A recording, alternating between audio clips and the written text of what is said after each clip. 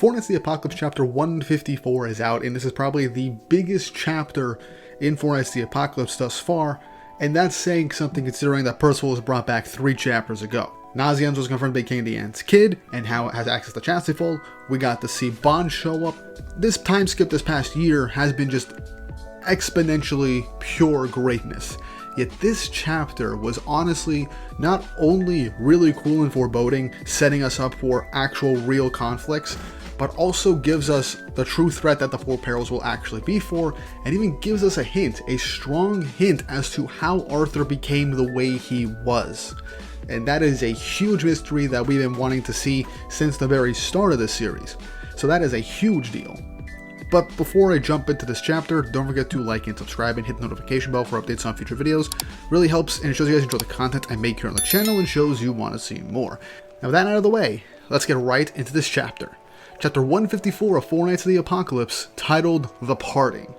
And the cover image is us back in Camelot, and I will never get tired of how Nakaba draws Camelot with how just insane this place is. It's really amazing. And I will never get tired of the location of Camelot, and I can't wait to come back here and explore it even more. But we start the chapter off with Arthur in the presence of Ironside and Pelgard as he has called him to his throne room, stating, "I think you know why I've summoned you to my castle again. Why did you ignore my order? I told you time and again to keep away from the 7 deadly sins." But Ironside ends up saying, "If I may, sire, we serve as your dagger in battle. If they may threaten your majesty or Camelot," and he gets cut off by Arthur, as Arthur states, don't you get it? Do you, Ironside? You have no idea what any of them are. As Ironside says, "Oh no, I think I do, sire. That's why we must act quickly." But Arthur then snaps his fingers as the lights go out and shine on one singular area with a white blanket covering something, as he tells Ironside and Pelgard to lift the blanket, as Pelgard notices the smell of blood. Ironside then lifts the blanket, and it's revealed, I might have to censor this because this is kind of gruesome, Worldane, after getting hit by Chastity Fold. She is a bloodied intestinal mess on the ground. Now yeah, how this is in a weekly shonen magazine is beyond me, but props to Nakaba for getting away with making this as grotesque as possible, because you see all of her internal organs right there. And this is confirmed to be Worldane. As Ironside and Pelgard are in shock, Arthur says, "The lingering magic force in it tells me she fought King, the grisly sin of lust, from the 7 deadly sins," shocking both Ironside and Pelgard. As Arthur continues to rub it in, stating, "This is what happens to fools who rush into battle. The sins are called legendary heroes for good reason." As we get a nice image of the 5 remaining sins, as Arthur states, "Have I made myself clear to you? Their power goes far beyond any human standard." But Ironside keeps on saying, "But should we just let them do as they please then?" As Arthur says, "The way you are now, that's all I can tell you." But Ironside asks, "What do you mean for now?" As Arthur smiles. Now, as we move on, let me just pause real quick. Yes, Worldane was a threat in the previous arc, but the fact that she took a full force Spirit Spear square point blank basically turned her into a bloody mess on the pile, showcasing the strength of just one of the 7 deadly sins. And Arthur is hammering it home to Pelgard and especially Ironside, who is just gun-ho to take on literal monsters in comparison to them. You can't fight them, you stand absolutely no chance. And I really like how Arthur is just telling him flat out that you are dead, you're lucky to even be alive in a sense. Because remember, Bond was only at 1/10 of his power when he just one-shot Ironside. Ironside was still standing, he could still kind of get up, but he was coughing up blood. But it was enough for Pelgard to say, "Let's retreat for now." If Bond was at full force, Ironside probably would have been dead, let's be honest. But as we move back on with the chapter, Arthur says, "There is a way for you to contend with them, with the 7 deadly sins." As they ask Arthur how it's possible. As Arthur says, "It's simple, by climbing up the same level as them. You must do away with your human side," as his chaos eyes end up rearing their head as he goes into his chaos mode. As in that moment, Worldane's corpse begins to swing and twitch, shocking and surprising Ironside and Pelgard. As Arthur says, yes, just as Beltrop and Worldane did, as all of Worldane's broken bones and exposed organs are basically coming back together and physically repairing her. I see with each individual panel, which again, I commend the detail to showcasing her going from a bloody broken pile to back to who she actually is. And even her clothes are kind of more well repaired, as Worldane then just spits out the drug of yore, stating, "Your Majesty, the drug of yore is in your possession."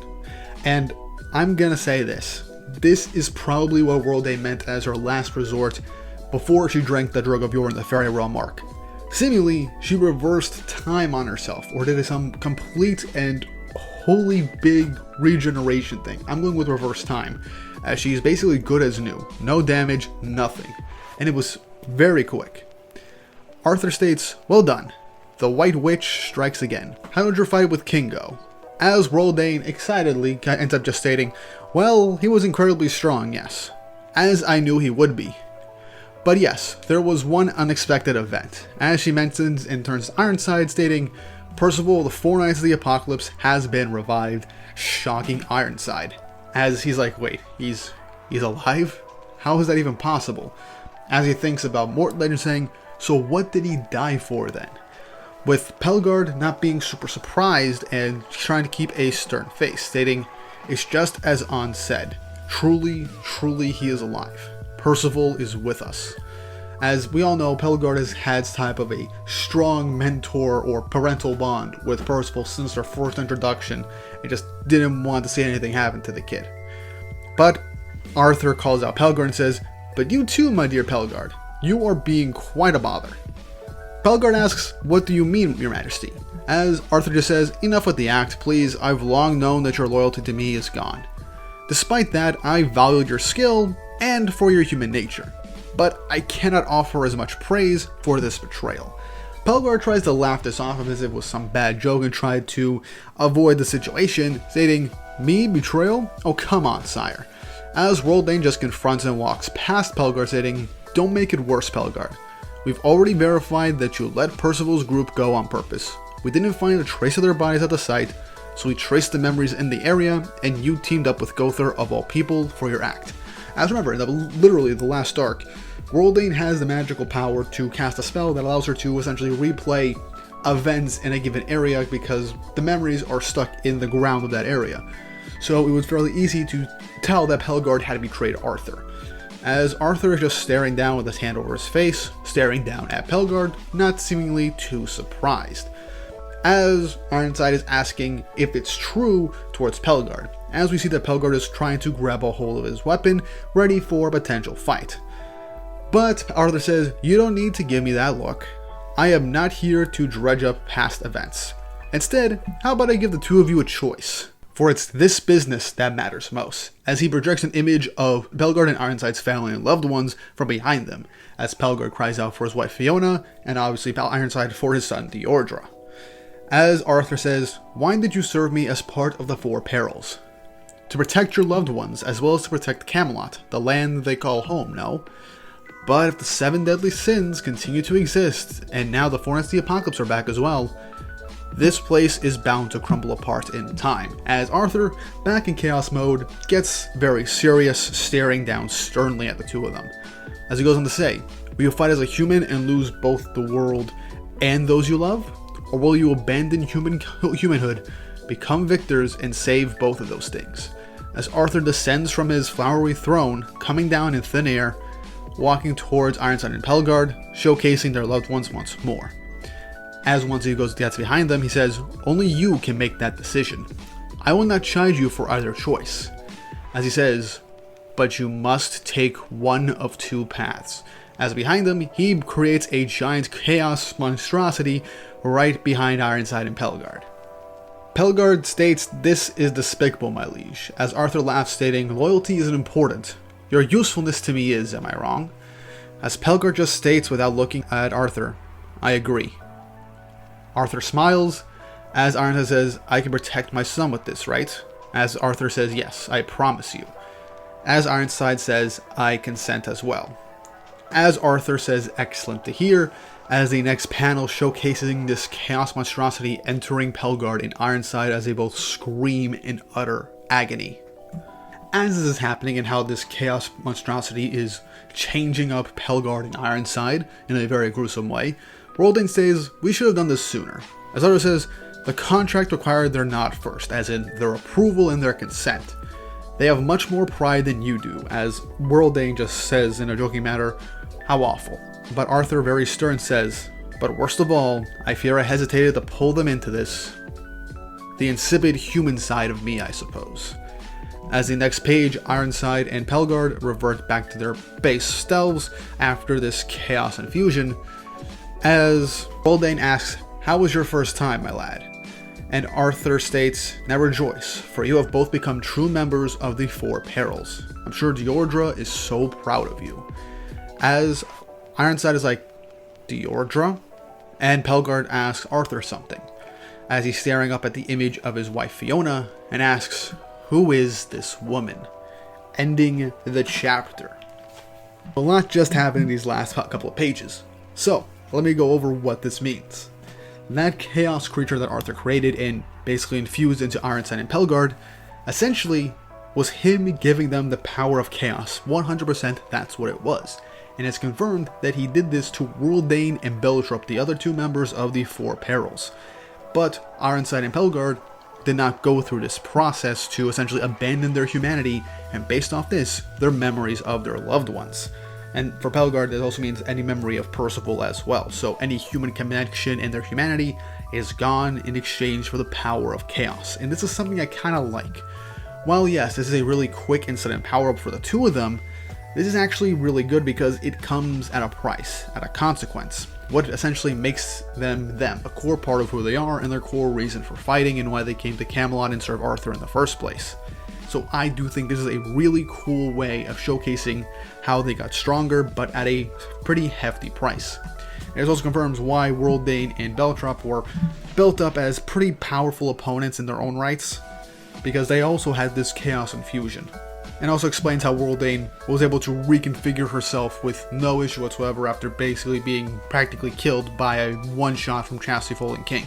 So now all four perils are basically around the same level of strength, and Arthur states that this will probably get them up to the level of the Sins or to help contend with the Sins.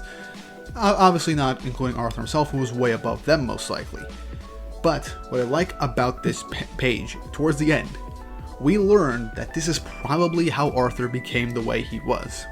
As he said, his insipid human side is why he didn't give Pelgard and Ironside this power originally.